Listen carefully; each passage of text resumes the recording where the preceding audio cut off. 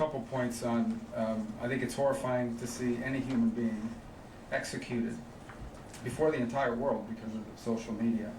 It was a particularly difficult week this week in the White House and in Washington because Charlie Kirk wasn't just someone who supported the president. He wasn't just someone that we were aware of. He was a personal friend to a lot of people in that White House. The president, to the vice president, to multiple people. It was a combination, political assassination, but also death in the family type event, and it was shocking to a lot of people to see. Apart from the tragedy of it for him and for his family and for the nation, really, is the irony. Charlie was one of the few people out there that was actually engaging what we need more of, and that is debate and conversation among people with strong disagreements. People know Charlie Kirk because of his role on campuses. He would go on college campuses, and he would actively seek out and invite people who strongly disagreed with him to come to the microphone and engage in a back and forth.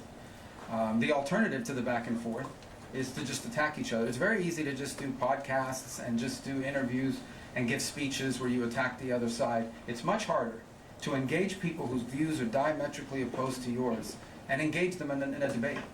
And he did that. But he didn't just do that on college campuses, because that's what he was best known for.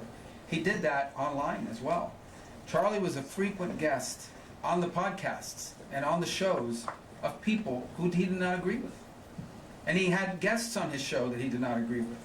He was actually a guest on Gavin Newsom's podcast and engaged in debate with the Young Turks, and as well as going around the world engaging in some of these lecture series with people from the other side, and I don't even say the other side of the aisle, other side of ideological divides, because sometimes it wasn't just partisan.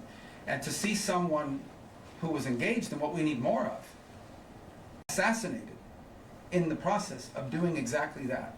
Because that's where he was assassinated. He was assassinated in the middle of that kind of discourse. I think was an effort not simply to silence Charlie's voice, but I think is an effort to intimidate and silence that kind of effort in America. And I think for the world, to engage in that kind of discourse with people you disagree with. And once a society loses the ability of people with strong disagreements to engage in discourse, then the only option you're left with is either silence or violence, neither one of which is acceptable. Both are very destructive. From the Foreign Press, no, let's aspettelli, please.